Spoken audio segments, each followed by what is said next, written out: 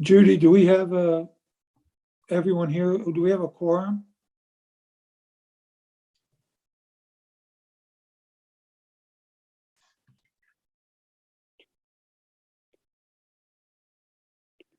Judy, you're muted. There is a quorum. Yeah, don't we have less people here than we had at the training session? Pip is trying to get in. Pip is trying to get in. I just texted her the meeting and passcode. You don't have everybody on one screen. No, I got it on one screen. Go back to the YouTube. So let's wait for a minute for Pip. Feeling. Jim Control Testa, Control M. Let's try Control M. Tom Carroll. Control M to get rid of that sound. Hello, Jim. Present. Okay. All Okay. right, so Tom. go back Okay. to the Zoom and then go to record. Where was the record area? Tom is here. Okay, go ahead. Wait till the computer- On the computer. Yeah.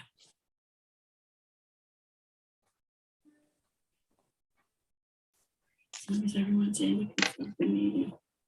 You have your papers and everything. I don't see Pip yet. Thank them for their patience. Pip is here. Yeah, I'm sorry it's taken so long. We had to end the other meeting and wait for it to convert. Thank you for your patience. Pip is EHC. She's not waiting. I see. She's. No, I'm here. Oh, hello, Pip. Hi. Okay, Judy and Karen, are we set to begin the meeting? Just if you could bear with us for one moment, and sorry for the delay. Okay, Some people have to change your name because you're not logged in as, We have all the members. That's fine. We yeah, I need to get Yeah. all the members in as the Let's right get, person. Hey, I got it. I'm on. Okay. Okay, Get thanks. Jim Testa. I am here. Okay. Thank you, Jim. I think we have all the members that are available tonight, so, Okay, I think Do we're you have good. your list ready? we're good to start? No, he's gonna do that. Okay. All right.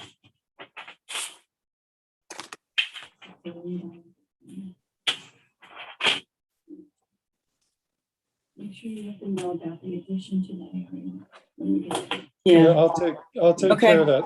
We want to get this meeting started, though. Are we ready? yes. City of Cape May, Historic Preservation meeting, February 14th, 2022. It's now 6:10. In compliance with the Open Public Meeting Act of 1975, adequate notice of this meeting has been provided. If any member has a reason to believe this meeting is being held in violation of that act, they should state so at this time. Pledge of allegiance, please. Pledge Pledge allegiance allegiance to the flag And of the United States of America, and to the republic republic for which it Which it stands, stands. one nation, nation, under God, God, Indivisible, liberty and with justice. justice and liberty for all. Roll call, please. Ms. Campbell, yes, Mr. Cogswell, Here, Ms. Pisagno, she's muted. B, B, you're here, but you're muted. we have to hear you to be here. I am here. thank you. Au revoir, see. Ms. Wilson Stredick, Here. Mr. Testa, Here. Mr. Stevenson, Here. Mr. Becker, Here. Mr. Carroll, here. Mr. Copeland. Here. Thank you. Reorganization, oath of office for commission members. Bob? All right. This is Tom and John, right? Right. Please raise your Yes. right hand and repeat after me. I state your name. I, Thomas E. Carroll, Do solemnly swear do solemnly swear that I will support the Constitution of the United States that I will support the Constitution of the United States and the state of New Jersey, and the state of New Jersey, that I will bear true faith and allegiance to the same, that I will bear true faith and allegiance to the same, and to the governments established and to the government established in the United States in the United States and in this state, and in this state, under the authority of the people, under the authority of the people, and that I will faithfully, that I will faithfully, impartially, and justly partially, and justly perform justly all the duties perform all of the duties perform all the duties of the office of Historic Preservation Commission member, of the office of the Historic Preservation Commission member, according to the best of my ability, according to the best of my abilities, and that I will not use my office and and that that I I will not use my office to grant preferential treatment, to grant grant preferential treatment, preferential treatment, nor to seek personal gain, nor to seek personal gain, favor, favor, favor, or advantage not available, advantage, not available not available to the Available. general public. to the general to public. the other public. So help me God. So help me So God. help me God. Congratulations. Thank you. The minutes, January 10th, 2022, you've had a chance to review those. Do I have a motion to accept those minutes? So Move to- move. Motion by Well- Mr. Cogswell. Who seconded? I'm sorry. Oh, you can give me the second on that. Okay, seconded by Mr. Testa. Ms. Campbell, Sorry, yes. thank you. Mr. Cogswell, Yes. Ms. Pisagno, yes, Ms. Wilson Stridick, Yes, Mr. Testa, Yes. Mr. Stevenson, Yes. Mr. Becker, Abstain, I was not present. Mr. Copeland. Yes. Resolutions, 1152, 1154 Washington Street Condo LLC, 1152, 1154 Washington Street, 1110/3637 Resolution 2022-02.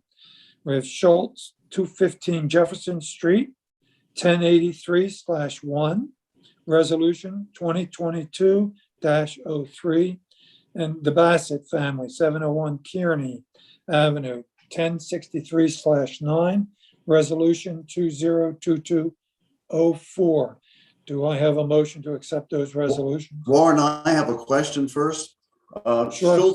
Schultz is on our agenda tonight for our final review of the changes we requested.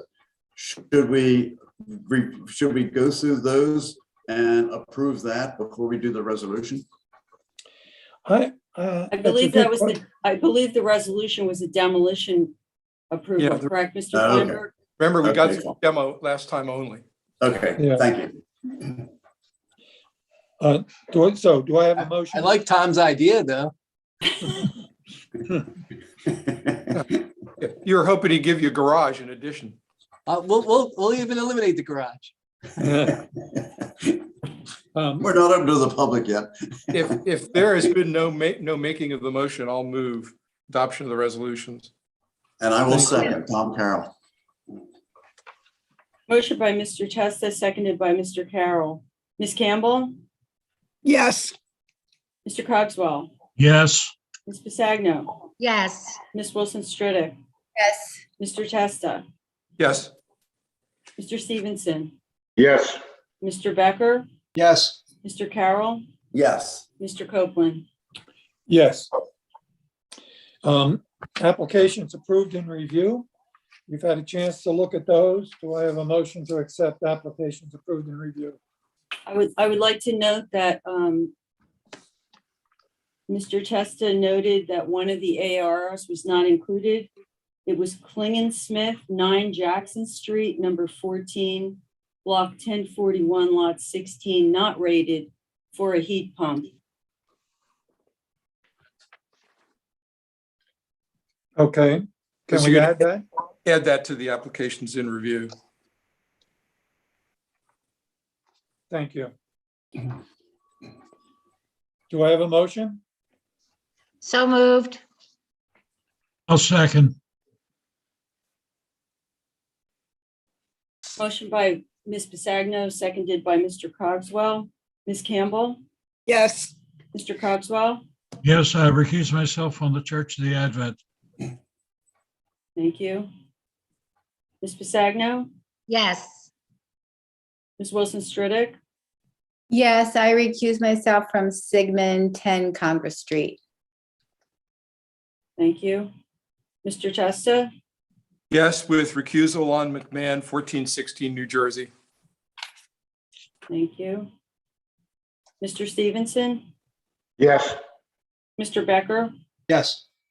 Mr. Carroll, Yes. Mr. Copeland. Yes. Warren, I have a quick question. Since we have all 7 of the commission members here, do the alternates vote on these issues or not this evening? Alternates participate but do not vote. Applications, before we go there, we have the first application. Ulfelman has requested to be continued to the next meeting. And so we've accepted that. Also, Schultz is, by agreement from me and in discussion from the last meeting, we're going to put Schultz in place of Ulfelman on the top of the list. That'll be the first one on. And so with that, I would invite Schultz, if you're ready, 215 Jefferson Street, block 1083, lot 1. This is a non-contributing building. It will be a new single-family dwelling. Is someone you. here representing? Yes, Mr. Chairman, Jeffrey Barnes on behalf of the applicants, Troy and Nicole Schultz. I believe we have them on the call and for the Zoom, and Mr. Greg Little, is he with us as well? I don't see Greg on here. No, I do see Troy is on here. that's fine. Troy, will you be able to walk us through the adjustments to the plan? Yes. All right, perfect. So at the last meeting, for the board members that were present, you took a very good amount of time with a lot of detail going through the plans and making all kinds of recommendations. And like always, you actually made the building much nicer looking with your comments. As a result of that meeting, modifications were made to the plans. They were submitted to, I believe, Judy, and she circulated those to the review committee so that they had opportunity to look at it, make sure there were no glaring issues. I'm not saying that they approved it, but I didn't have any comment that came back that said, hey, do X, Y, Z. So instead of going through the plan again, I thought it was probably more important to just go through the revisions to move it along. So one of the biggest issues in the beginning was the height. This building looked massive. So Troy, can you tell the board what you did to reduce the height, or at least not make it look as tall? Yeah, so in the front, we raised the subgrade. We added another retaining wall step, and we were able to raise the whole front property another step, or 2 steps, 16 inches. And also we did the Jurgen head dormers. Well, I can get to that. I'm going to just take you through a list quickly. Oh, go ahead. If that's okay. I know you had talked about potentially having some type of hedge that you wanted to install instead of a second wall. Is that accurate? Yeah, so so instead of the 16, it's hard to explain, but if we can go to the site drawing, I don't know if everybody has the drawing with them, but the Yes, only one, The one concern that we had is if you look down on the right part of the property, the right side, adding that wall, the steps coming down, it didn't leave us much room from the last step on the ground to where that wall was going to be. So I was concerned there because it's going to be 32 inches high. What gave us the idea, the neighbor across the street, they put a hedgerow in behind the first retaining wall, and it gave the appearance that the subgrade was higher and the house didn't look as high. So I was going to ask if we could, instead of doing the second retaining wall, could we do a hedgerow that would be permanent, where taking place of the step in the wall. Well, let's go through all the Okay, perfect. changes and then we'll address that. Got it.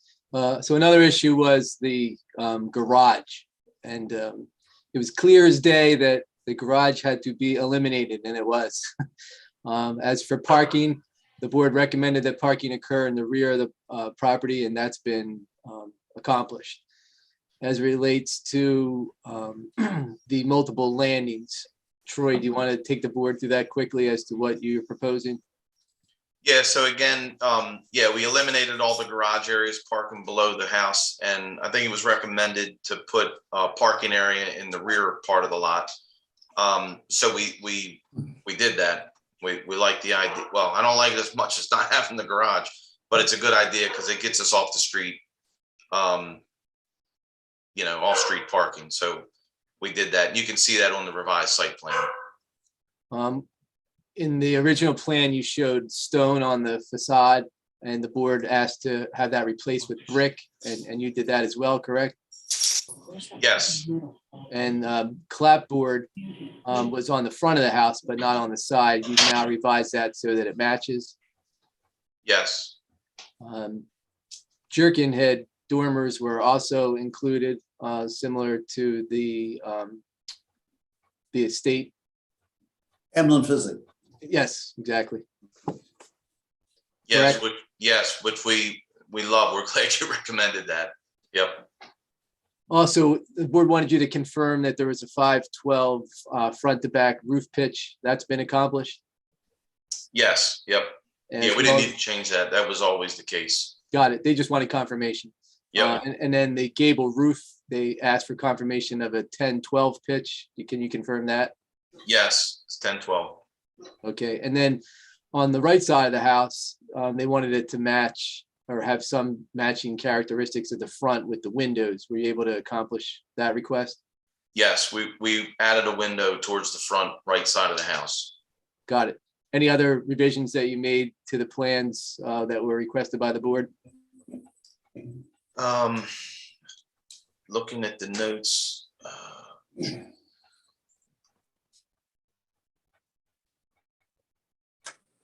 No, I believe that was everything. Got it. The review committee might have a couple things that perhaps were missed, and the board collectively may have a couple questions. Thank you for the plans and the changes. It's made a big improvement, I think, and I appreciate your cooperation. And as a result, I would support your position on the hedge. Rather than go around the room, since we talked about this project at length at the last meeting, I would ask if any of the commission members have any observations or questions that they would want to share with the applicant. Just one observation, Mr. Chairman. On the left side elevation at the top, there are 4 corbels up there. And on the right side elevation, say the corbels are not on the other side of the building. And I'm just wondering whether that would be better for balance from the streetscape. Troy, is that something that you can do? Yeah, I didn't even notice that. That's Yeah, fine. it should have been on the right side also. Mr. Feinberg, you can have that as a condition to the resolution. Thank you. That's it for me.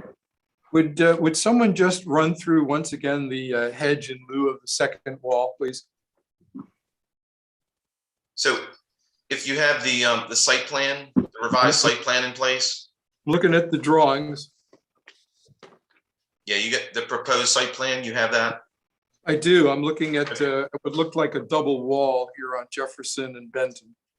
Yeah, so the top wall, if you follow it around from Benton and then you come around the Jefferson side, Mhm. and then we're kind of on we call it the beach side.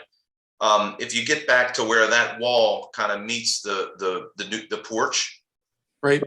there's a small area between there and the first step that would lead up to the house. Okay. And we had a safety concern with, there being a 32-inch drop off there down to the other subgrade. So in lieu of adding the second retaining wall, we wanted to put in some type of hedgerow that got us up that, which would still give us the appearance that, Right. that the house doesn't look so tall. So it's a wall and hedgerow. Yes. To reduce the height. Thank Only comment I have is I don't see any cut fixtures for the exterior light or cut sheets for the exterior light fixtures. And it's fairly minor because they appear to be at an appropriate scale on the elevations, but I just don't see any cut sheets. Did you guys submit them? Yes, we did. I don't see them in the package, so. Thank you. There's practically every other thing here. It's a big package. It's a package. But we can make that a condition if you like. Yeah, that'd be great. Thank you.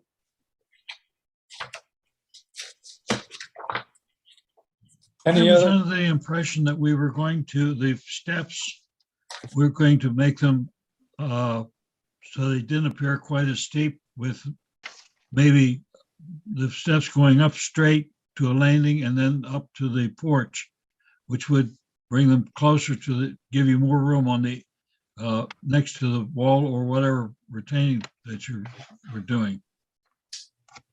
Yeah, I think the issue is with the setbacks on the zoning in the front. We're at the maximum or the minimum, I guess, if you will. Okay. You could not accommodate the board's request without encroaching into the setbacks, correct? Correct. The one thing we did do is the landing. So when you go up the steps towards the main level of the house, the landing prior to going on the porch, we lowered that landing one step. So when you get to the landing, then you have another step up. And we were actually able to cut out 3 steps with lowering the landing and raising the grade. Now with the hedgerow, we'd be adding the 2 more steps in there, but you wouldn't see them. Okay. And I apologize. I did finally find the lighting fixture cut sheet, so I withdraw that comment. The carriage. Okay, thanks. Yep. Other questions or comments from the commission? This, again, as I opened, it is a big change on the building with accepting some of the observations, and so I personally appreciate that. Do I have a motion to accept this application as presented? I will make a motion that we accept the application with the addition of the corbels on the, under the eave. Looks like 4 are already on the left, and if we show 4 on the right, it would be in balance. Do I have a second? I will second.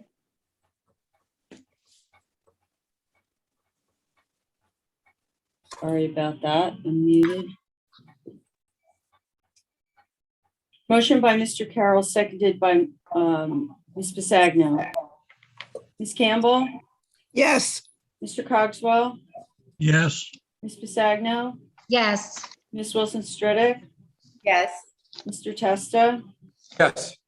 Mr. Copeland, Yes, Mr. Carroll. Yes. thank you. Thank you. Have a good night, everyone. Thank you. The next order of business is Elaine's Property Management, 513 Lafayette Street. block Oh, yeah. 1053, Yes, lot 13 and 15. This Yeah, is there a you go. contributing property I'll let you in. and an application for an outdoor bar. Let me just make sure you're all the way in before we go in. Admit, there you go. Okay, you're in. You're in, okay. You're welcome. Do I have someone representing Elaine's? Yes, this is Shirley Finney. Can you hear me? Yes. Yes, just barely. Just. Okay, I'll try to talk louder and get a little closer. How's that? Well, A it's teeny better, bit but better. Shirley, can you turn your volume up? Um, that's as loud as it goes. Okay. I'll try to talk okay, louder. well, if you would yell your presentation, we'll go from there. Sure. So I apologize. Had spoke to Tom Carroll.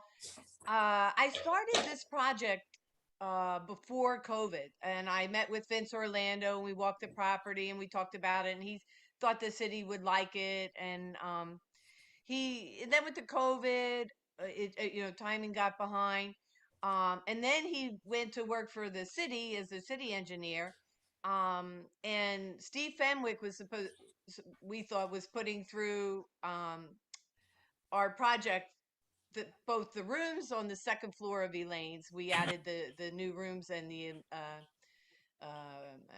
employee quarters, which was approved through the historic. And then Ron Gelzunis was supposed to submit to the zoning. So Ron Gelzunis did the outside, with the parking and that we created for the additional rooms, and what we wanted to do with the outside. And How do I put unfortunately, my the face back historic in never mine? got the second half of our plan. Just take So this off. Yeah, click. the vision for Elaine's, and my dad and I have owned the building. My dad since passed, for 33 years, and we're always trying to grow, maintain the historic nature of the building, keep it, well maintained. And I think we've done that. And we just felt, even before the COVID, that everybody was trying to move outside. So we were trying to transition. We were used to be the dinner theater. I don't know how familiar you are, but the dinner theater hasn't been popular. We weren't able to pay the bills with the dinner theater. So we were trying to transition into the restaurant, make it a boutique hotel. So for the boutique hotel, we wanted to add more of the landscaping and what have you, and transition more to outside. So now with the COVID, we're really we're fortunate. We had already started to transition because everybody wants to be outside. So our intention is, in the nice weather, which is, I mean, really even through Christmas, we were outside, and only if it was pouring rain would we move inside. So and actually, with the COVID, when it started, we had talked to Chuck Lear and Lou Vito and Jerry Enderweiss, and they had approved our outside bar.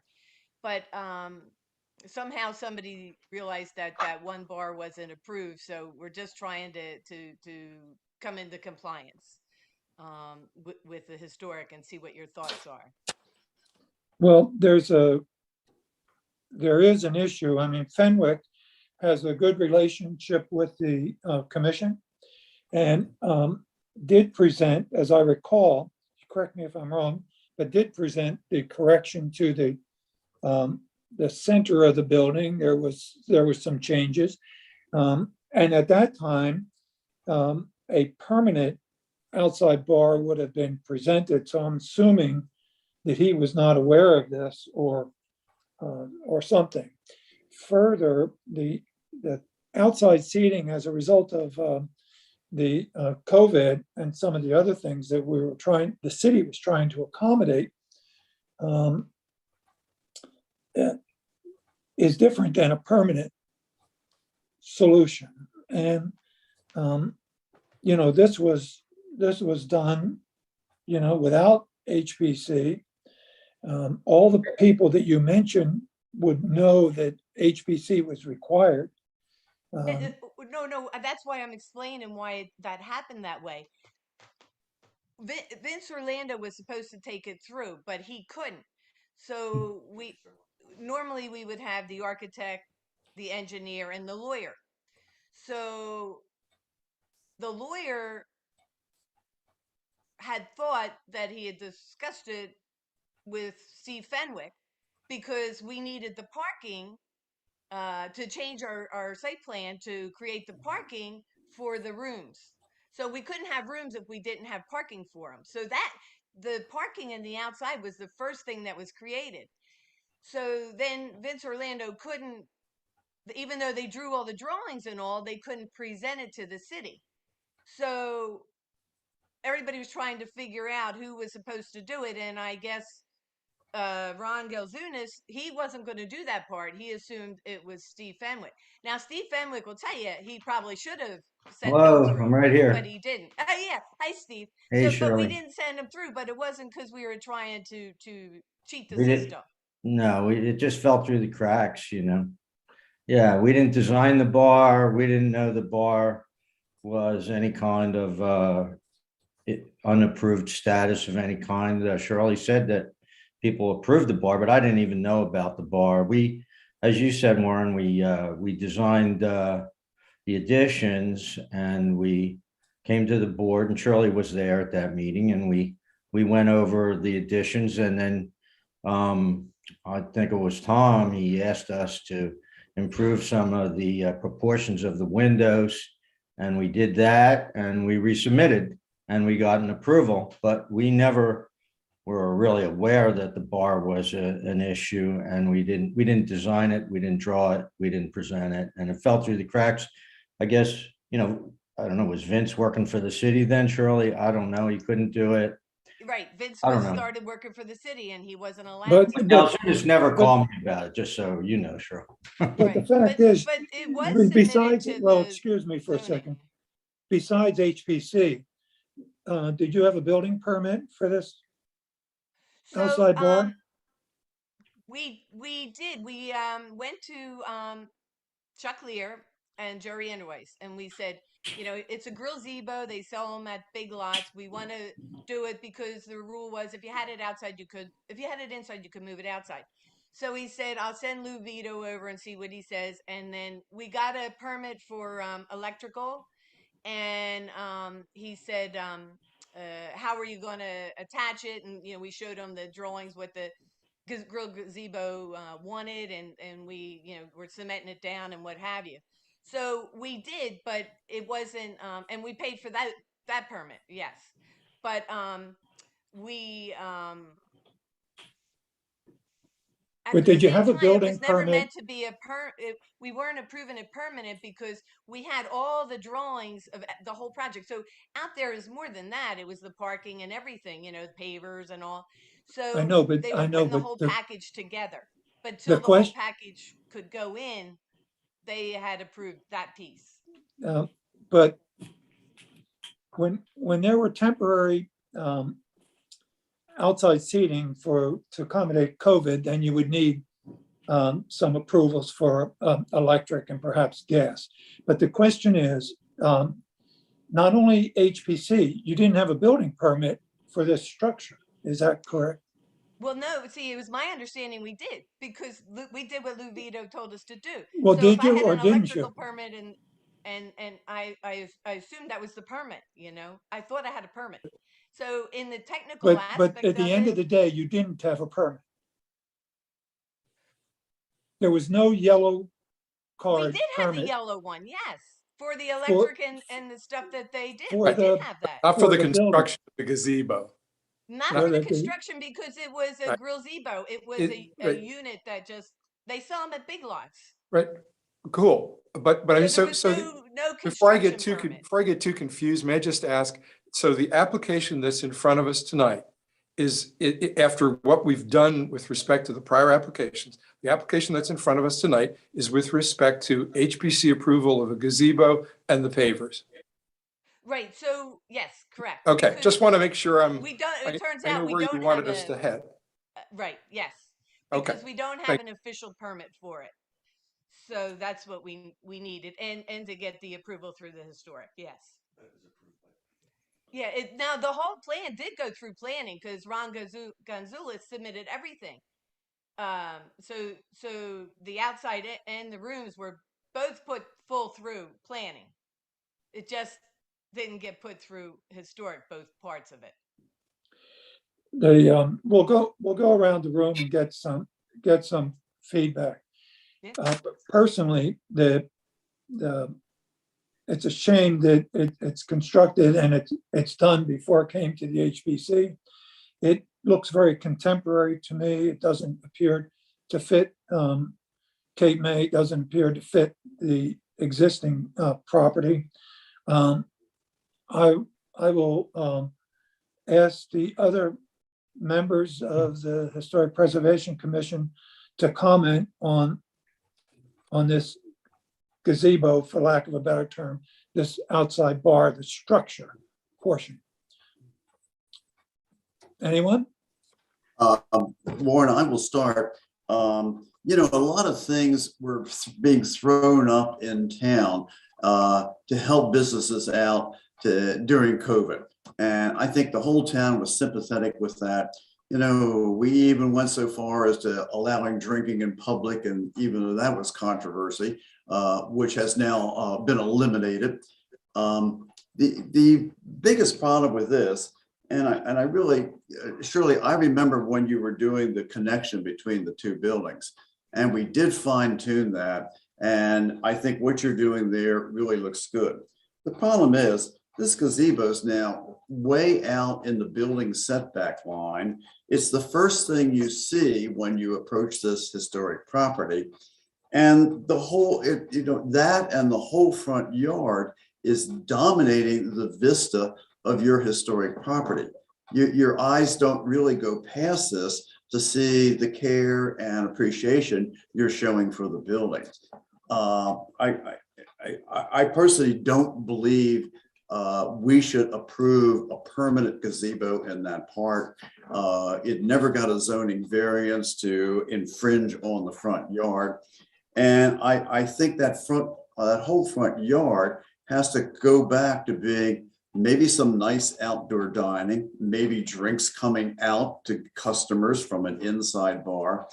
But it's taking the looks of kind of thing you might see wandering down Duval Street in Key West, where the party, the ongoing party is dominating the scene versus the historic structures in the background.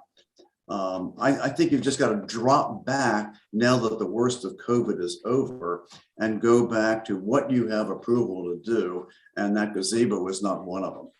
Yeah, but well, I think there's a misunderstanding. You said I didn't have approval to set that there through the zoning. Actually, I have unanimous approval through the zoning.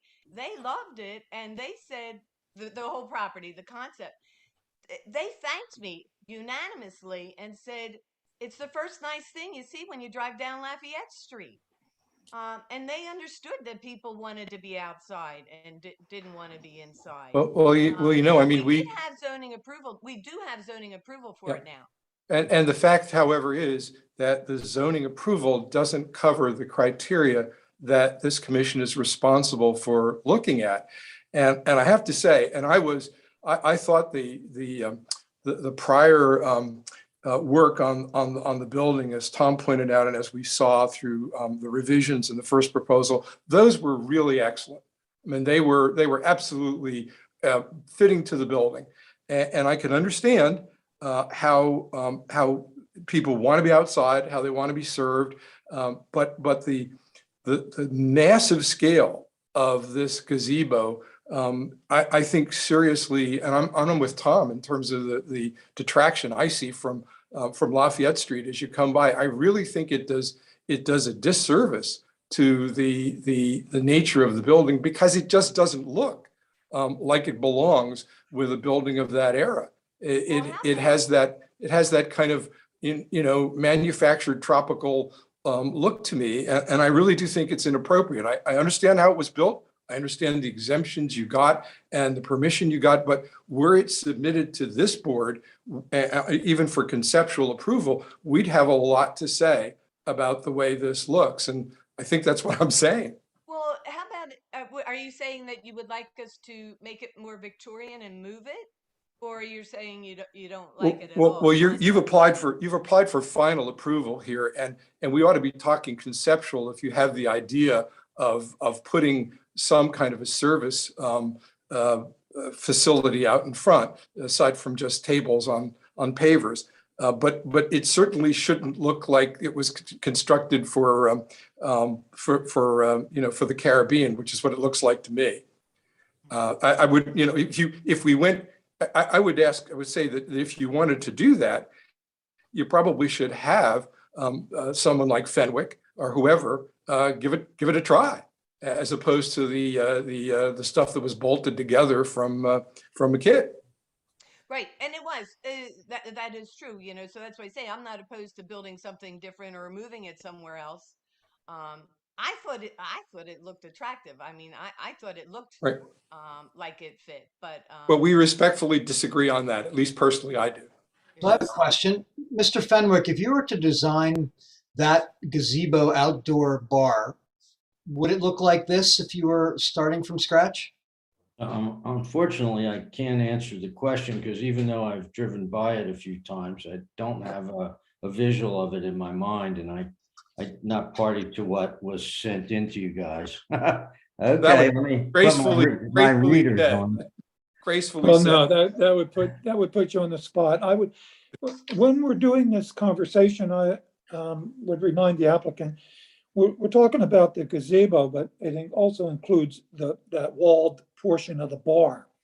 What we have approved on some other historic properties are some pavers with some landscaping that was serviced by the main building.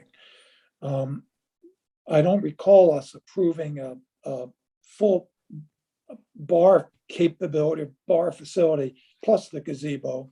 And it seems to me that making it look like a landscaped area on the side of the building that had some room for some seating or tables with landscaping to block it from the street would have been resolved. But the bar itself and the gazebo portion, I would echo what you've already heard from two members, and as I prefaced it. Other members of the Historic Preservation Commission have comments, observations? Warren and Yes. Shirley, I certainly appreciate everything that you have done and what you have been up against. But I am just wondering if there is something that can be done that can modify anything so that we more in keeping with the historic nature of the building. That is unfortunately our purpose. We have to make sure that everything is into the historic nature and complements what is already there. we have Steve draw up something that he felt would look more Victorian or match our building more, then you would be more receptive. I would be. I can't speak for the rest of the committee, but I certainly would like to see something that's more in keeping with the look of the building as it is. I remember when I was a little girl at Star of the Sea, we faced that building every day when we did the Star of the Pledge of Allegiance. And we want to see the building, I think, is part of the issue here. Right. I don't really believe that putting decoration on the existing building is going to solve the issue. It's way out in the front yard, in the building setback. I don't know why the zoning board overlooked that, other than it's up, so let's let it go. Basically, people sitting on high top chairs with drinks is very different than people at tables dining outside and maybe receiving drinks from a little bit more hidden source. It's part of Cape May. Where else do you see anything like that going on right out in the front yards? And I don't think the HPC has ever condoned any addition like that. It's just one of those things that got overlooked during the sudden reaction to COVID. And I'm sure you put some money into it. You are proposing a second swimming pool back behind the building. We actually changed our mind on that. So these drawings were decided before COVID started, but now we figure the outside dining is more valuable. So actually we would just use tables and chairs there. Well, why don't you, if you're not going to put that little swimming pool back there, I mean, that could be where the bar service is, nicely screened behind the building. And what we would see is people enjoying a paved area out front with some outdoor dining. Tastefully. And a landscaping, a landscaping design that would further blind it from the heart of the historic district.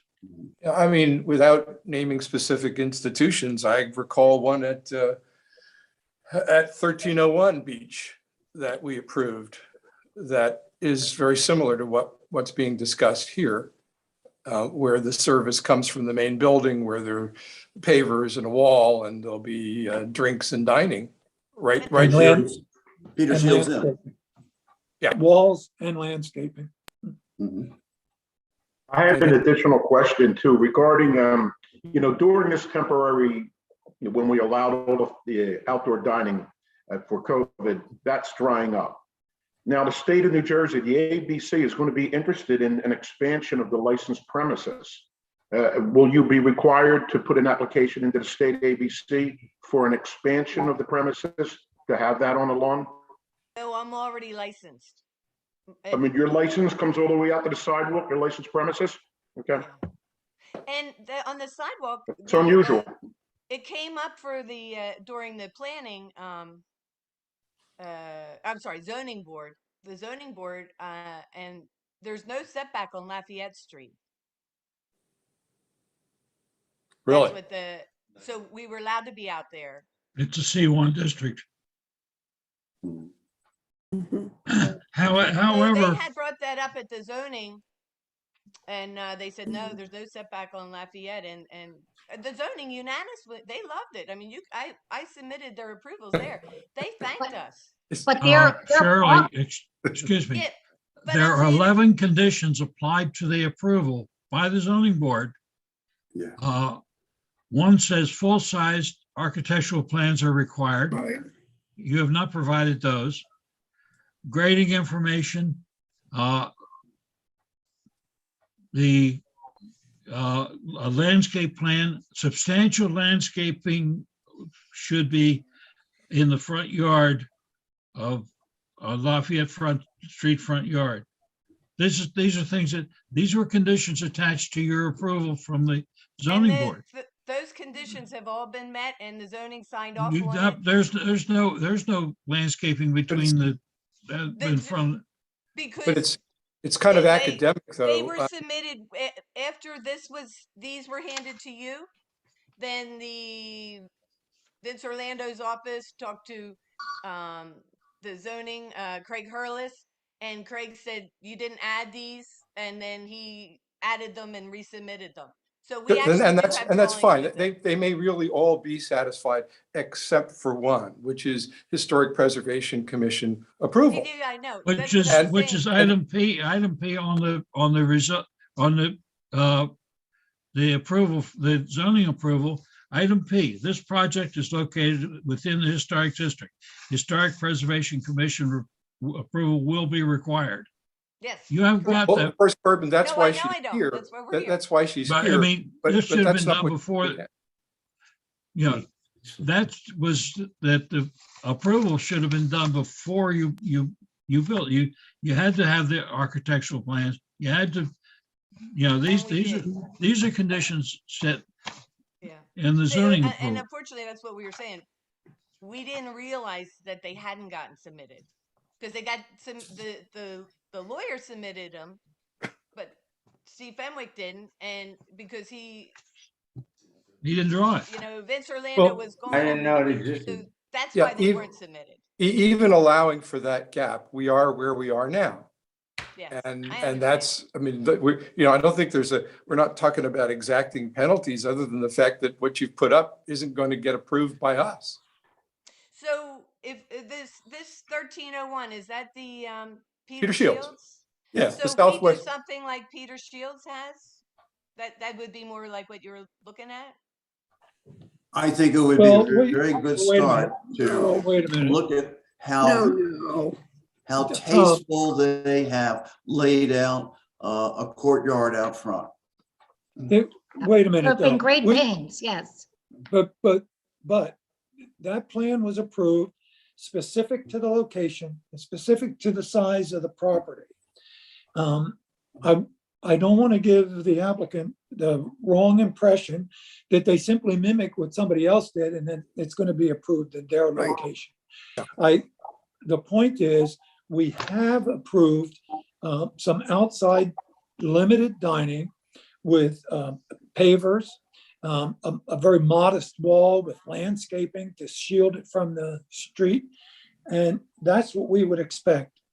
This construction is very contemporary and is not appropriate for Cape May, not appropriate for the historic district. So I interrupted because I don't want to give you the wrong impression that you just go look at somebody else and say, we're going to do the same thing. Each application I'm just trying to get an is on idea its of what own. you're looking for. To what kind of a look you're looking for. I would suggest going back to the drawing board and resubmitting for conceptual approval or final if it merits that. And further back off of the street, this is way too close to the street. Yeah, right. I'll look to moving that back. And like I say, we're not going to do the pool, so you can move something back there. I'm just trying to get a feel what you would like. I think that's what we've been saying. Yeah. All right. Pip, you? Yes, Pip? thank you. Trying to get a word in here. It's a little hard sometimes. So I think two things that are important is this building is one of the oldest summer residence that is in Cape May. I mean, it's a really, really old building and it looks really great. I mean, I think everything about it looks really good. And then you have that wonderful little Stockton bathhouse that's right there, right? That you have the little store in.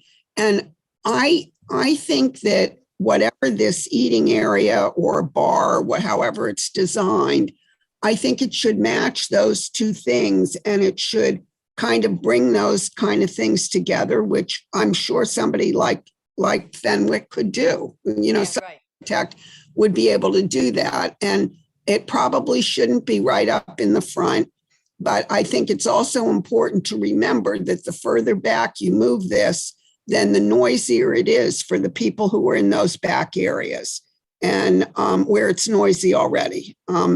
So, the people who live on Bank Street and Broad Street and, back in there, that noise really carries. And in front of the property, while I don't think that this should be, sticking out in the front necessarily, but in front of the property is all people who aren't going to be bothered. Like nobody's in the park going to be bothered in the park or in the Star of the Sea or in the Acme, right? I mean, there's nothing there to be bothered so much by the noise. So I think that should be taken into consideration in terms of where you would put this. But I do agree with everybody that what you have there, the structure that you have there could be improved dramatically so that it would fit in and so that it would really contribute and add to the rest of the building, both the structure itself and whatever else would be done with landscaping. I mean, landscaping can do a lot. And all you have to do is walk over to Congress Hall. You can see that, right? I mean, they've masked everything with trees and bushes and whatever. So that would be something I think to work towards or to look like.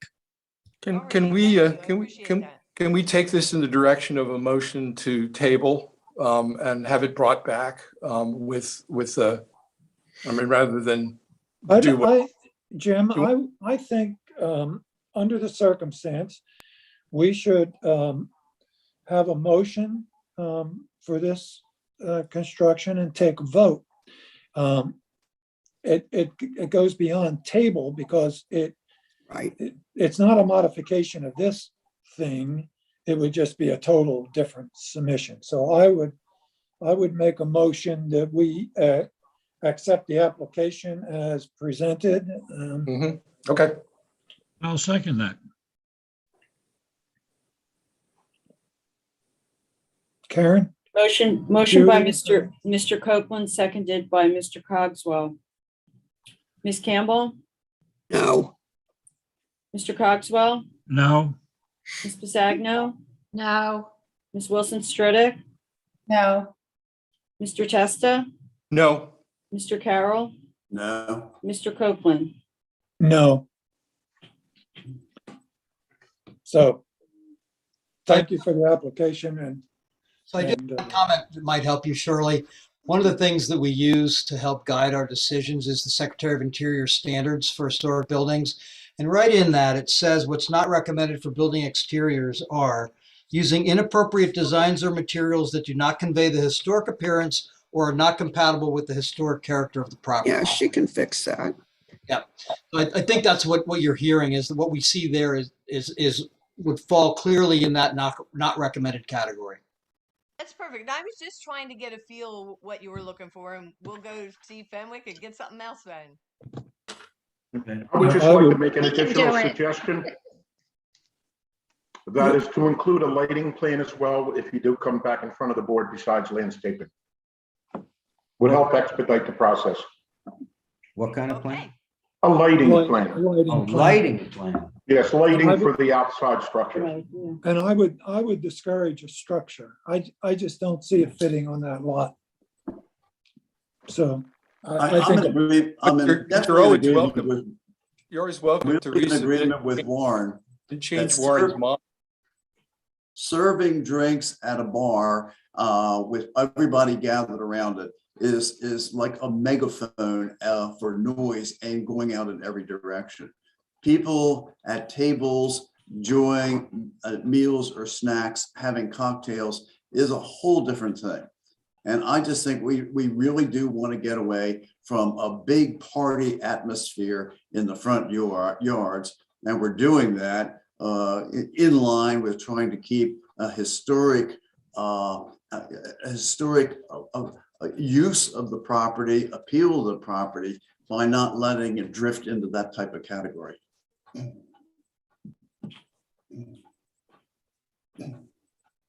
so, thank you. All right, I'll be back. Okay. thanks, Shirley. Bye-bye. Sure. Next order of business is GC Ventures, 314 Claghorn Place, block 1031, lot 63, and 63, whatever that means, non-contributing property. This is for new construction, a garage and a pool. Mr. Chairman, I'll be recusing myself. I'm within 200 feet. Thank you. Do we have someone Yeah, that's, representing? yeah, I'll do the intro, Warren, if I could. Steve Fenwick, I believe Paul Grenna is with us, Kevin Oland is with us, and I think Jim is here, Jim Brangenberger. Yes, So, I'm here. I just thought I'm going to do the intro and then I'm going to hand the baton to Kevin, who's really the project designer and coordinator. So Paul Grenna came to us a while ago, talking to us about designing a house for this site. And I think I need to remind the board that this is it's one of the lowest sites I ever worked on, and I've been working for a long time and a lot of sites. So it's very low there by Claghorn and by the MUA pump station. That's why the MUA pump station is there. And they came to the board requesting a demolition permit for the two structures that were there and this board, and that demo permit was granted. And then we set about designing a new home, and we had to look at all the zoning, all the surrounding properties, the grading, and all the regulations that kind of create the building envelope. And I guess most primarily relative to this board would be the FEMA requirements for flood elevation. So I'm just going to say, and Kevin's going to talk more about it, that we lifted the house to the minimum requirements. We could have lifted the house higher, but we only lifted it to the point that the building code required us to. And then we took efforts to fill the site to some extent to reduce the visual impact of the floor height of the house relative to the streetscape. So I'm going to pass the baton on to Kevin. He can describe the building to you and the materials.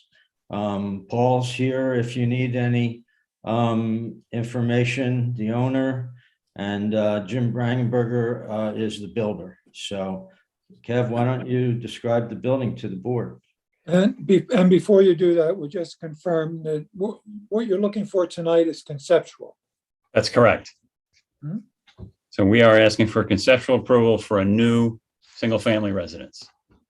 And so it's currently vacant because you granted demolition to the existing structures back in September of 21. So the proposed residence is a 2.5-story structure in a craftsman kind of style. There's a detached 2-car garage in the rear yard. And just to reiterate what Steve was talking about, it is a very low site. The ground is wet there. So we are going to raise the grade approximately 2 feet, which will solve 2 purposes. It'll allow the rainwater to percolate, and it also will reduce the size of the foundation since we have to elevate it to the flood elevation. So the underside of the structure is going to be at the city's design flood elevation. And so we're going to raise approximately 2 feet with the grade.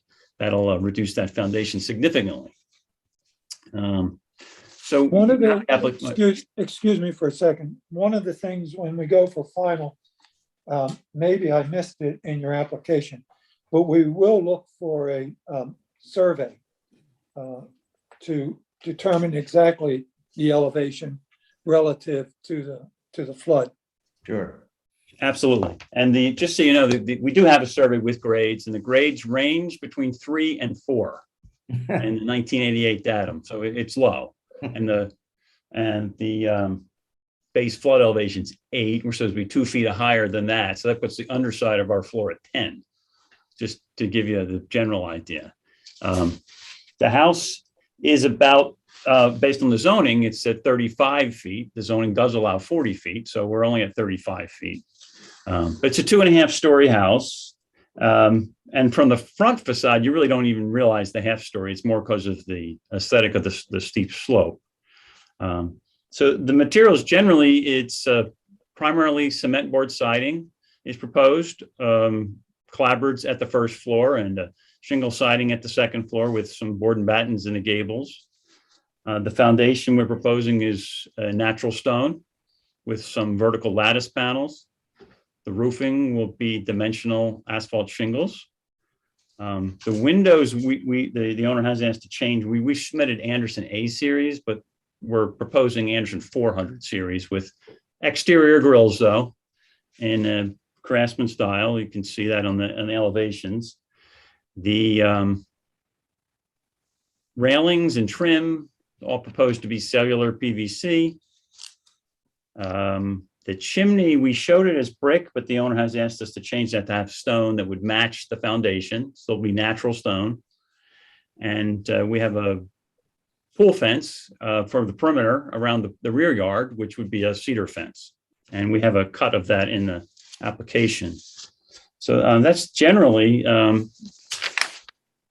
what we proposed. I think you have the applications before you, so just if you have any questions about the design.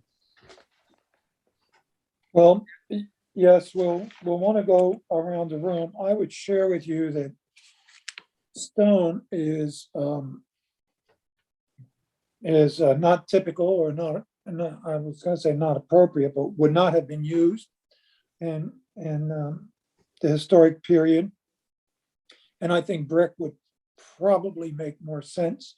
And the brick chimney, of course, would match that. It just, the pitch of the roof is so steep that it does give the structure that a narrow and very high projection, which maybe we should talk about. But before we do that, we'll go around the room and get reaction from the crowd. John, you want to start us off? Sure, I don't really have too much to say about it other than I agree about the appropriateness of the brick rather than the stone. I actually find the scale of almost all the elevations, with potentially the exception of the front and the left elevation, really quite desirable and lovely. And it feels like it fits here. I'm just wondering about the 12-12 pitch on a width that looks like it might be probably 36 to 40 feet wide. Does put that ridge up really high and appears pretty massive relative to the beautiful human scale of the right and rear elevation. Yeah, I would agree. Janice? I agree with both the brick instead of the stone, and as far as the design, it's attractive, but I think John's comments make sense. I'm no architect. Corbin? I tend to agree. I think that steep roof looking head on is going to look like a wall instead of a roof. You know, I'm sure you get more of an angle when you look at it, but yeah.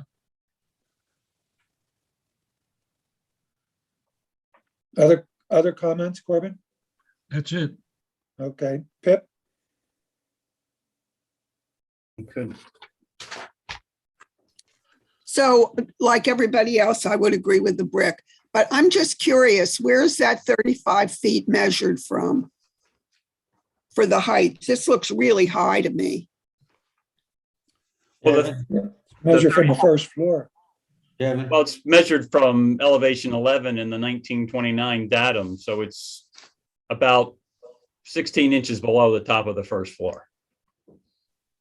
But we shouldn't be using the 1929. Shouldn't we be using 1984? We have to discuss that with the zoning ordinance. They do differ. They do differ, but not by that much. They just set a mark, you know, and they have never changed it to bring it up to new datum, but it's been that way. So, you know, if you were flying in a drone over Cape May, everybody's house would be the same. Some towns, the roof height goes up and down relative to the ground that you're sitting on. Right. Not in Cape May, and that's the mark that they picked one a long time ago, and they haven't changed it. So we just have to conform to it. We've gone lower than the. I was talking about the elevation. I just wanted to make sure the starting point, the flood elevation. What I was trying to is used for 1984, not 1929, which was just mentioned. The floor is set based on the new flood ordinance and the 1988 datum, but the zoning height is measured from an arbitrary datum, 1929 datum of 11. Okay. So it's two separate things, right? Yes. Yeah, but it still results in the same thing. That steep roof is a distraction and would affect the streetscape as well. Right. Which was something else I was going to say is that, granted, Claghorn is kind of a funny little street, right? It has tiny little houses, but now it has bigger than tiny little houses on it as people have discovered that land back there. And without, we don't really have pictures of how this house sits on the streetscape. And obviously you're not going to match the older houses, but I hope that this house is fitting in with the newer houses. It would be nice to see how this house looks for the streetscape in relationship to the other newer houses that are on Claghorn. Yeah, I would agree. I think this might tower over Right. over the other Exactly. one. Even some that are already high. Well, Yeah. it's going to tower, but I mean, it's going to tower because those houses are set on ground that's very, very low. No, that's No. not it, Jim. I'm not talking about that at all. Well, relative to those houses, it's going to look taller. What I'm saying is, when you take the ground and fill as it's filled, sitting and looking at the front, it's just not going to rise as high when you see it from the street straight on. Yeah, it's going to be taller than the small houses, of course. No, but That's not my point. I'm sorry. Then I missed. It could be dramatically taller than the newer houses, Right. and or the older houses that have already been elevated. I think this will likely tower over those, and we don't know because it in actuality is like 40 feet or more high. We don't know how it fits the streetscape, and the question is whether there's a way to mitigate some of that by dealing with the pitch. Well, we don't. I just wanted to make 3 points. I mean, first of all, I think it's unanimous about the brick, right? I mean, this is a brick, certainly that. And I think that I have a problem with the massivity of the roof as it looks as you come across. And I think that adds to the blockiness of this, and otherwise the design looked really good below the roof line. And I do think that in coming back from beyond conceptual, we're gonna want to see pictures of the other houses, like we did on Beach, for example, relative to the adjoining properties, pictures and elevations. Right. In I would agree. addition to the streetscape photographs that were submitted, yes? Yeah, I Yes. mean, with Okay. detailed heights. Okay. Okay. Tom? I should remind you guys that there's a kind of a unattractive looking MUA building right behind this house. And that's a big concern, certainly to Paul Grena, and I suspect to other people that may be part of that neighborhood. We designed the additions to the house on the corner of Claghorn for the Adams years ago. And correct me if I'm wrong, Kevin, but that's up to the max, right? That's at the height limit, I'm pretty sure, yeah. And then there's a newer house across the street that's 5 feet higher. 5 feet higher. So Yeah, you the would roof also- slope is a stylistic thing. We can work with that. It was it's something that we felt suited that particular style of house. It's of that era. We felt it was the right thing, but we can soften that. That's fine. We looked at many different ways to do this. We're happy to take your concerns. I think this is very, very attractively done, 2/3 of the way up. All right. Well, that's good. That's good. Kevin, Tom Carroll, I have just a few questions. You mentioned a small fence, and yet the cut sheet is showing obviously a 6-foot high fence. Is it a 6-foot high fence? And I know you have a swimming pool in there, which would require at least a 4-foot high. But could you, on your final plan, show us the height and also exactly how much of that property that fence is going to be on? Well, there is a site plan. Perhaps it's hard to read the fencing on it, but it's, so the fence starts at the front corner of the house, runs down behind the garage, essentially. And along the MUA property, but not along the side. The MUA property is actually a flag lot. It's like 50 foot down the side, and then it has the big ugly building in the back.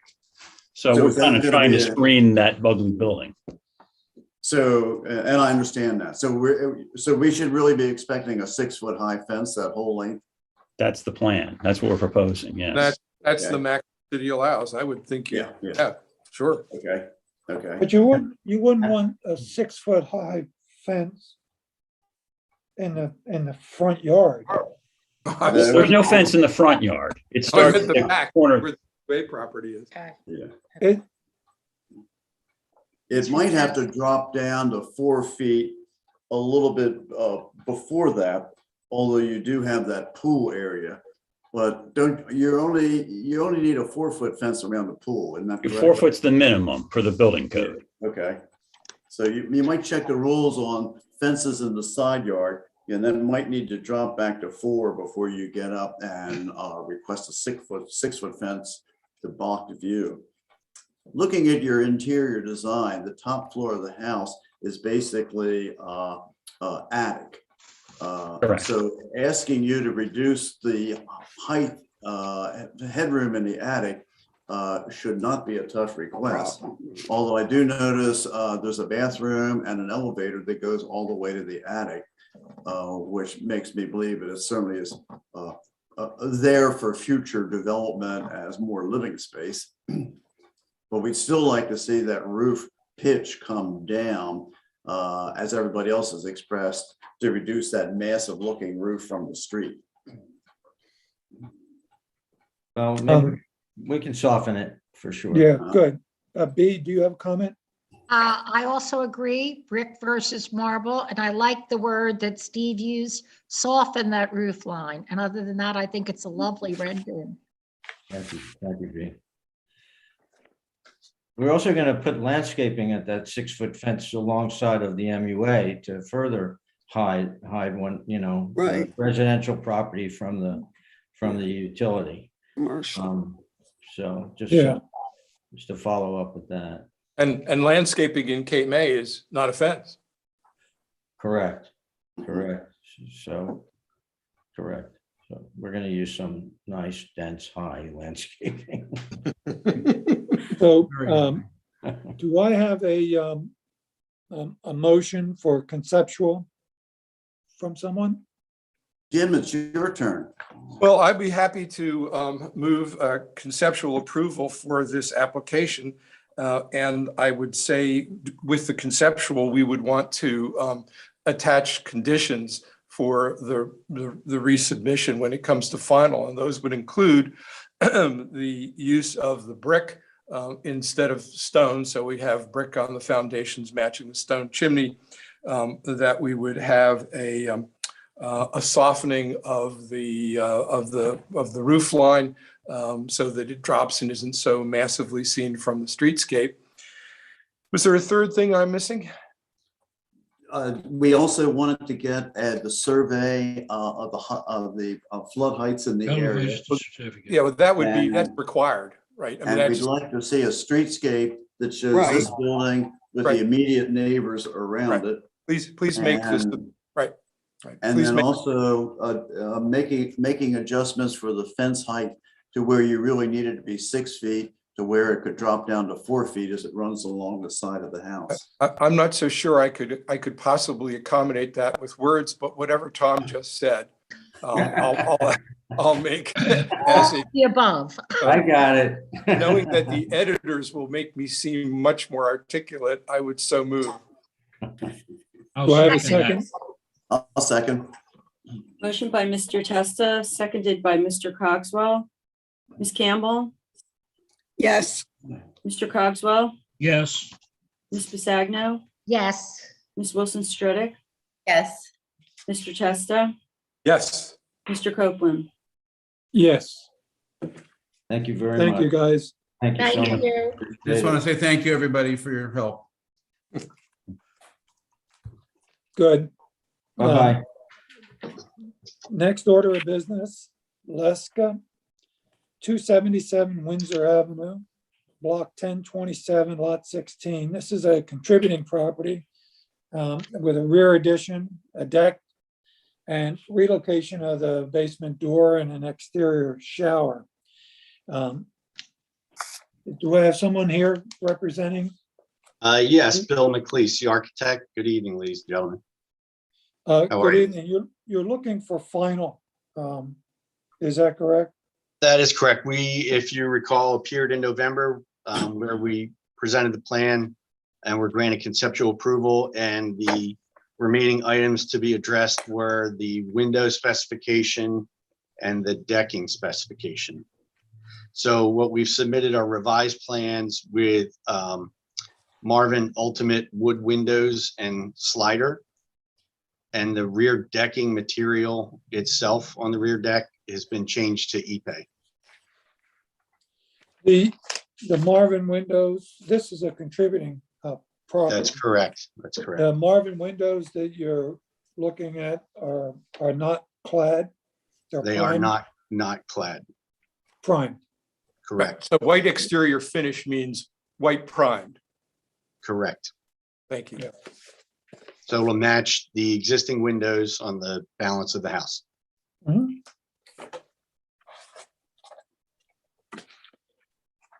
Okay, do we have any, rather than go around the room, we've looked at this, we've commented before. The windows are important for us, and I appreciate your accommodating that.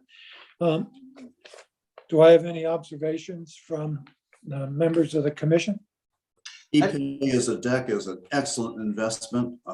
The longest lasting material I think you can use out there now that's still wood. Right. Requires a significant investment in circular saw blades as well. It does. Which is why we're looking into a Koya. But another story. I think this is really responsive to what we asked in every respect.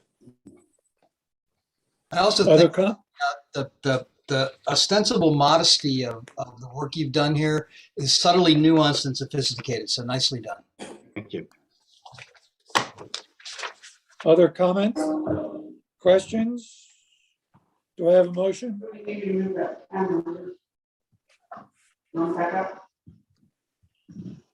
Do I have a motion? Come on, folks. All right, move to approve the application as submitted for final approval. Do I have a second? I'll second. B seconded. I'm sorry, it was B. B, Sure. Motion by Mr. Testa, seconded by Ms. Pisagno. Ms. Campbell? Ms. Campbell? It's muted. Yes. Thank you. Mr. Cogswell? Yes. Ms. Pisagno? Yes. Ms. Wilson Stridick? Yes. Mr. Testa? Yes. Mr. Copeland? Yes. Thank you. Thank you. Thank you for your time. Next order of business is Capoletti. This is 458 West Perry Street, block 1031, lot 1. This is a non-contributing building. They're looking for demolition. To remind everyone, this is the Italian deli over in the corner, and we're not looking for conceptual of replacement. We're just looking for demolition tonight. Is that right, Scott? Yeah, that's correct. Good evening. Do you have the 9 points? Hello. I do. Good evening. Yeah, real quick, Scott Peter, applicant here tonight, 458 West Perry Street, block 1031, lot 1, demolition of a non-contributing. I realize you must meet, the specific criteria, and I'll briefly run through that. 9 items. We'll go through the 7 of them that are applicable here tonight. Item 1. We'll go through all of them, Scott. Yes, sir. The one through 9. And if it's not applicable, then just say that, but just for the record. Yep. Item 1, it's historic, architectural, cultural, or aesthetic significance. There is none, as we discussed. It's non-contributing. Its current and potential use for those purposes currently permitted by this chapter or the use proposed. None. Item 3, its importance to the municipality and the extent to which its historic architectural value is such that its removal would be detrimental to the integrity of the historic property, district, and the public interest. Again, none. Item 4, the extent of which it is such old, unusual, or uncommon design, craftsmanship, texture, or material that could not be reproduced or could be reproduced only with a great difficulty. Again, none, there's nothing specific about this. Item 5, the extent to which extension would increase property values, promote business, create new positions, attract tourists, students, writers, historians, artists, artisans, attract new residents, encourage study and interest in American history, stimulate interest and study in architectural and design, educate citizens in American culture and heritage, or make the municipality a more attractive and desirable place to live. Again, none, it's non-contributing. Item 6, the impact of its removal upon the district, none. Item 7, the structural soundness and integrity of the building and the economic feasibility of restoring or rehabbing the building structure so as to comply with the requirements of the applicable building codes. Again, none. Item 8, the compelling reasons for not retaining the structure or improvement at its present site, the proximity to the proposed new location, and its accessibility to residents of the municipality, and the probability of significant damage to the structure or improvement as a result of relocation. This would be non-applicable because it's not a relocation. Last, item 9, the compatibility, nature, and character of the current and the proposed surrounding areas as they relate to the intent and purposes of this article, and whether the proposed new location is visually compatible in accordance with the standards set forth. Again, not applicable for this site as it's a demo. Thank you. Thank you. Do I have a motion? Do I have a question? Anyone? I'd like to just make one question. The only thing I received was the 2-page preservation application.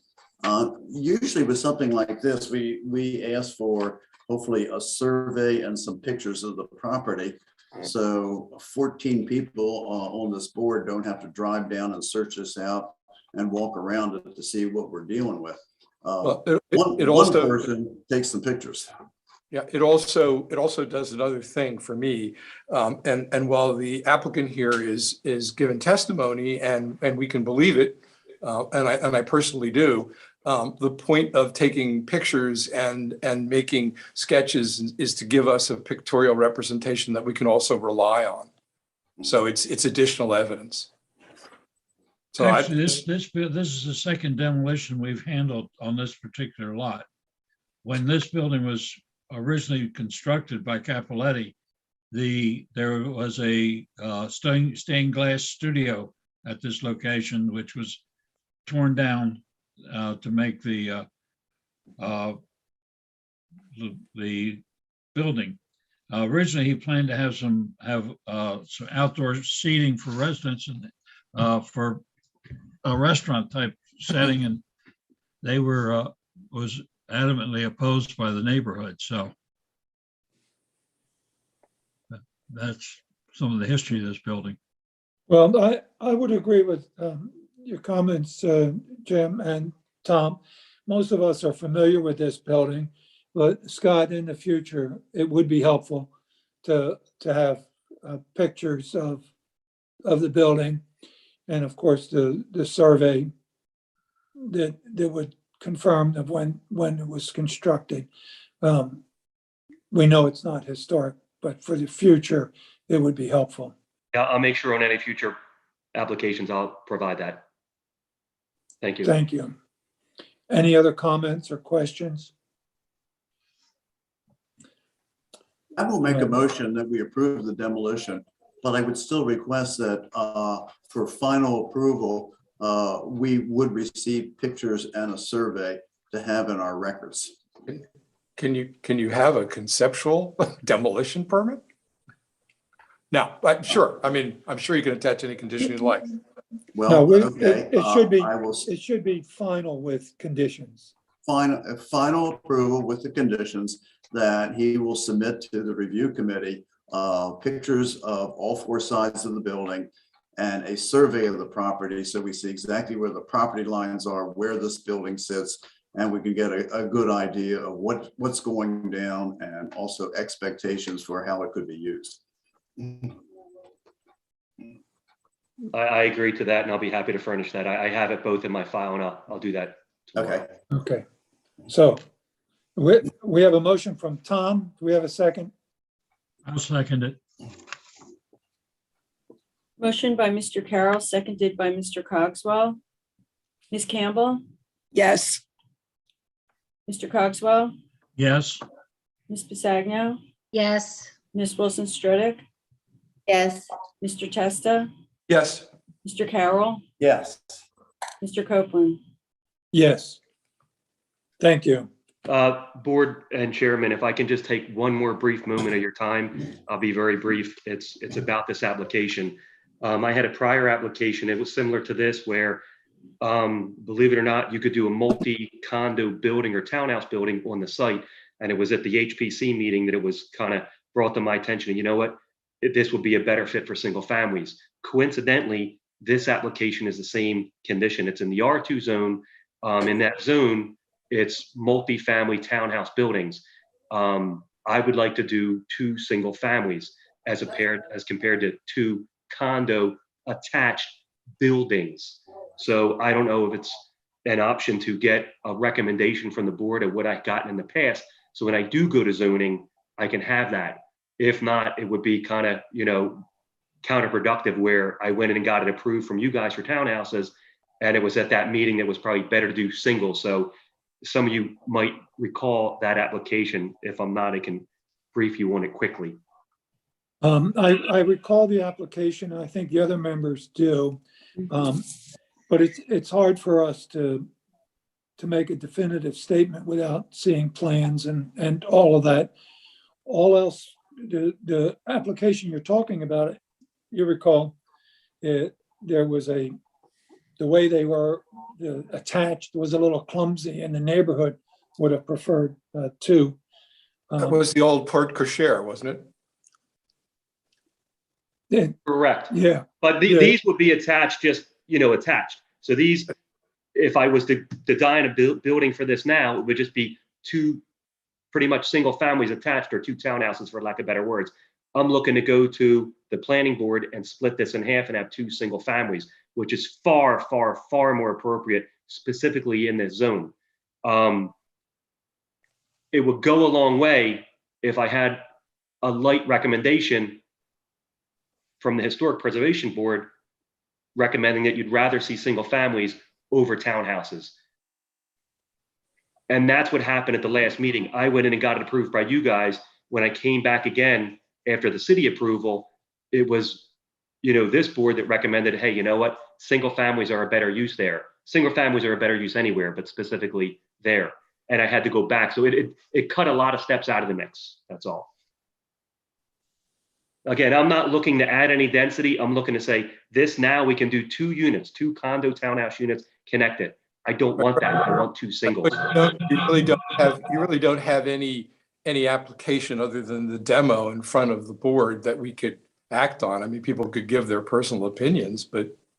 So Scott, the challenge I have in responding to your request, I think it's a reasonable request, is I don't have a site plan, so I can't really understand what the scale or the implications would be of 2 separate buildings versus 1 on this site. So it's hard to judge. It's pretty much picture 2 single families connected or 2 single families separate. Well, again, I think in any event, anytime, the latter is a far better fit anywhere. But again, if it's not going to work, it's not going to work. I'll go for the multifamily. in my opinion, generally that would be true, but without seeing a site plan and the proportions and configuration of the site, it's difficult to assess that. Okay. Yeah, I think, Scott, if you wanted to, as you have done in the past, if you want to bring a plan to some of us for input, we might be able to make a comment that would be helpful to you going forward. But without seeing it, of what it's going to look like, it would be hard to do that. But as you know, from time to time, we've looked at plans and made comments before you went forward to either the HPC or zoning. So that would be wonderful. Thank you. And Scott, it could even be just a hand sketch to scale. Yeah, that would be great. Thank you. Yeah, good. Thank you. Scott. Next order of business is Drake, 325 Congress Street, Block 1031, Lot 60. This is a contributing property for asking for a rear addition, siding, windows, and a deck. Do I have someone here? Yes, good evening. Hi, this is Tom Drake. I'm here with my wife Kathy. Just wanted to take a minute or two to introduce ourselves and the property to the committee, and then we'll hand it over to the experts from Fulcrum to do the rest of the presentation. Mr. Chairman? Mr. Chairman, Yes. again, I live on a very busy street. I have to recuse myself again. Okay, Jake, thank you. Thank you. This house has been in my wife Kathy's family for about 50 years. She grew up spending time in Cape May with her father, and she introduced me to Cape May about 20 years ago. After Hurricane Sandy, we renovated the home, which included lifting it, and that was in the 2012-2013 timeframe. Our goal as a couple is to be full-time residents of Cape May within the next 2 years, and these proposed renovations will provide us with more space to be able to work from home and to host events for our growing family. So that's kind of our introduction to what we want to do here. And now I'll hand it over to Cassandra and Paul from Fulcrum Design. Thank you. Good evening, everyone. Thanks for your patience through the evening and hearing this application at the end of the agenda here. As the Drakes just represented, their intention is to add an addition to the rear of the structure, really to expand their ability to accommodate their growing family and as well as adapt to the current state of affairs in the way of working from home. The proposed addition is essentially consolidated only to the rear of the building. All of the materials proposed are that which already exist, cedar shake siding to match, which is presently there. Geld-Wen custom wood windows to match also that which are there. And of course, wood trim and window casings as well, painted white to match also existing. Are the windows clad now? No, there are wood windows there presently. And the windows you're proposing, because Geld-Wen does. Correct. We made that distinction in the application as well. Okay. We proposed the custom wood window series that Geld-Wen provides. Yes, and they will be marked primed. And so Correct. we'll need a cut sheet for those. Understood. Go ahead. From a building volume perspective, the intent is to extend the shed roof dormers that are located on the side of the roof towards the back and modify the existing rear of the building to expand their dining room and add a porch. There is an existing rear porch. The intent is to reconfigure it to push it closer to the corner and more side facing. Otherwise, the street face of the existing residence would remain unchanged.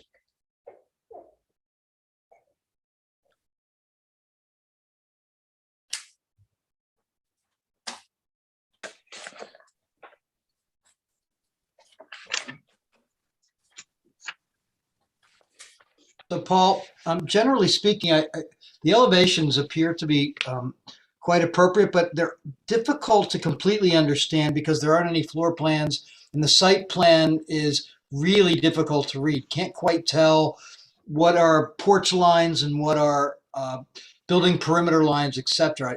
I really need some more clarity to understand it fully, unfortunately. So as a final, I would have a hard time assessing this as a final until I see that documentation. Certainly. So I guess my question, and that would not be at all an issue to provide. We've already developed the plans as well. Generally, in my experience, this committee is more focused on the exterior. So I guess that's probably why it's lacking from our application. But well, it's hard to completely understand the exterior configuration without seeing the existing versus new floor plans. You can't quite tell what's what. Understood. That's a fair point. And as I said, we can certainly, if this is approved, from a conceptual standpoint, it would be no problem for us to furnish those plans to give you a better understanding of how the plan influences and impacts the exterior of the building. So then you're pursuing conceptual approval this evening? Well, he is now. Yeah, that's right, Mr. Testa. The intent was certainly to obtain final approval. That was our goal. Frankly, in my opinion, I think it's not so confusing to understand what the objective is here is with the rear of the building. That's my opinion. But if it would be the committee's preference to hold off on such a ruling until you see a floor plan, then we can accommodate that. I think it's less our preference than our practice. I mean, that's just really what we've required in connection with final approvals. It would be easier to see the addition, to differentiate the addition from the existing. When I look at this plan, it seems acceptable on the one hand, but without knowing what is new and different, there's no differentiation in so whether a floor plan, I think, is helpful, but some way to differentiate what is there today and what will be there if this plan is approved. So I would, to that point, Mr. Chairman, I would state that there is existing building elevations included in the application. So I hear what the request is for the floor plan, and I totally understand that. But that's where in my mind, that's where I would make that distinction, looking at the existing elevation versus the proposed elevation. The problem with elevations is you can see in an elevation many, many layers. And so you can't, it's the elevations and the site plan and the floor plans together make a whole that is comprehensible. Even as an architect, I'm having a hard time completely understanding precisely what it is you're proposing, particularly because the site plan is also very confusing because there's not any line weights to distinguish what's a porch, what's a wall, and where's the line of the existing house. In other words, I'm just suggesting that it'd be much more clearly presented and easier to assess if the documentation was a bit clearer. Well, especially, and I think that anybody else is free to comment, but I think there's really very little in the way of the visual design that we would change. I mean, I would give this conceptual approval, and then you would come with all the additional details. Other people could decide whether they want to go to final or not. But what I see here, and particularly because your list of materials is good and thorough and complete, I don't think you have that much to do. Agreed. Yeah, I would agree. If we were to go to conceptual, but you'd still have to come back before the full commission, so that there's a documentation of the decision. Understood. Do I have do you agree if we look at this tonight as conceptual? Yes, no? Somebody? Yes, Yeah, well, it's the owner, right? Only The the owner, the applicant. architect? Only the applicant can decide what kind of approval he's asking for. Right now, the applicant, you're looking for final. I would request conceptual approval this evening. Yes, and most certainly I would request conceptual approval this evening. Well, I will then move to grant conceptual approval to this application as submitted. I will second. We need Jim, to that motion, we should talk about what we're expecting from the applicant. So we'll give conceptual approval with. Well, I would say then of course, having granted conceptual, we would expect that when seeking final approval, it would be a condition of that complete set of plans be supplied. With sight lines of the building from the exterior. And I'd also like to see details of your railing design. And since you haven't been with us before, we really like to get railing designs that have the weight of historic railing designs. They have to be taller, but if you're doing, from what I see here, we ask that your top railings and bottom railings have a nice strong finish to them, and that the balustrades be at least 1.75 inches with no more than 3 inches between the balustrades. Can I then can I modify my motion to have it include Tom Carroll on balusters and railings? We do that? We can. Do I have a second? I'll second. Ms. Bisagno seconded. So motion by Mr. Testa, seconded by Ms. Bisagno. Ms. Campbell, Yes. Mr. Cogswell, Yes. Ms. Bisagno, Yes. Ms. Wilson Stridick, Yes. Mr. Testa, Yes. Mr. Carroll, Yes. Mr. Copeland. Yes. Thank you. Thank you. May I ask the architect's name? I didn't get that. My name is Paul Farnan. Okay, Yes, thank you, Paul. It's a Fulcrum Design Group. correct. Thank you. Thank you all. We'll now open the meeting to the public.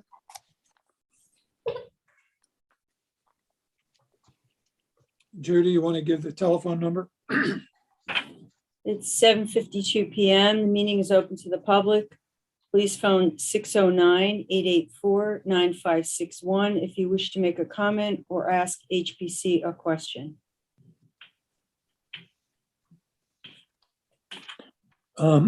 While we give the public a chance to call, while we're waiting, we can move on to the discussion segment. I would propose that COVID seems to be getting more and more under control as we go forward, but is still with us. And I would suggest that next month we continue with our Zoom meeting. Does anyone have a problem with that or comment? I think we got in our packet that the planning and zoning boards are going to back to live meetings. So you want to be a copycat or what? I like it here at home. I mean, as long as these meetings are legally held and we seem to be getting the benefit of everybody's input and the technical problems don't overwhelm us, I have no problem with it at all. Corbin, the bid never went back to City Hall. We've been on Zoom for almost 2 years now. Yeah, As I look must admit, I think there's an advantage to in-person meetings, and I would prefer that, except we have a procedure and a process that seems to work, and COVID is not totally behind us yet. And so I would suggest one more month of Zoom would be appropriate.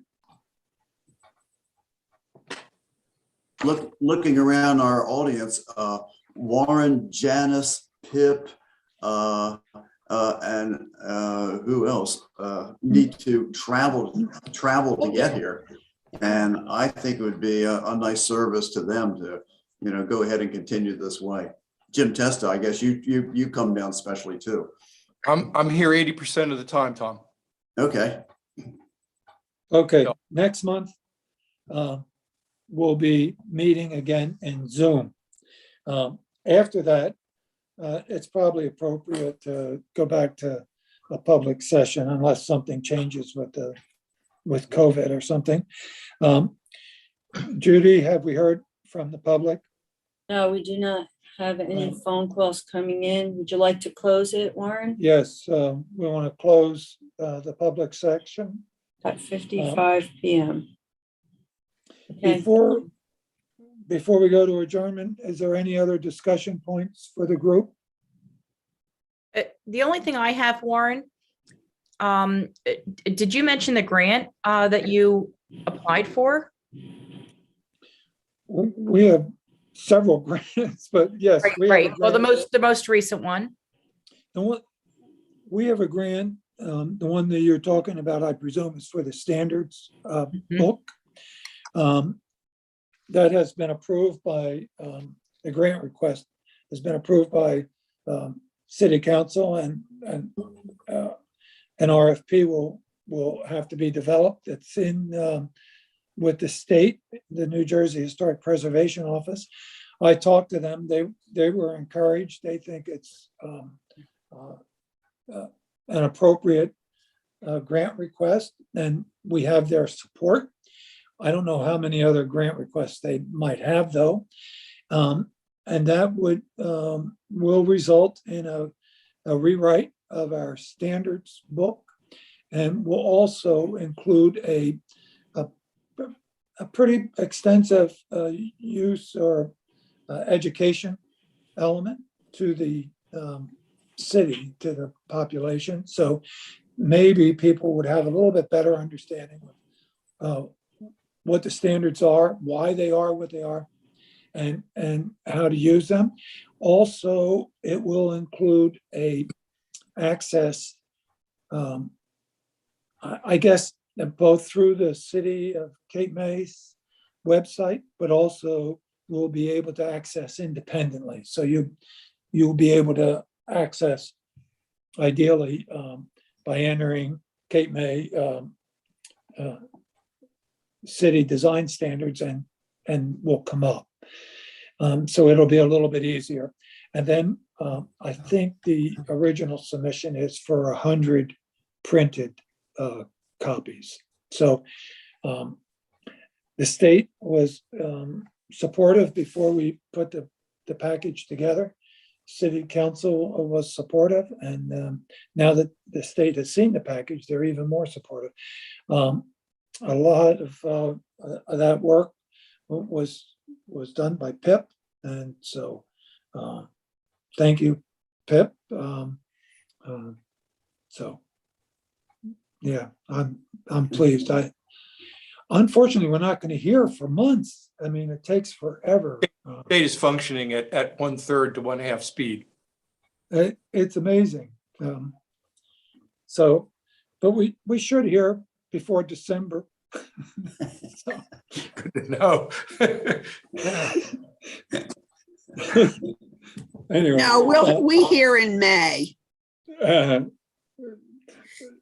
It's getting to be about that time of year when financial disclosure stuff is coming out. Could someone remind me of when those forms, when the city gets the information, and when those forms will have to be done? I think it's April 30th. An April 30th deadline? The city clerk has only sent out a notification to all of us. But I was wondering if anybody knew when that was coming. But it's got to. And Jim, you can pretty much pull up the one that you did last year and then just make any changes on it to submit it rather than starting from scratch. It's not as onerous as the one that the state government sends out. Okay. Excuse me, Karen says she is showing April 30th.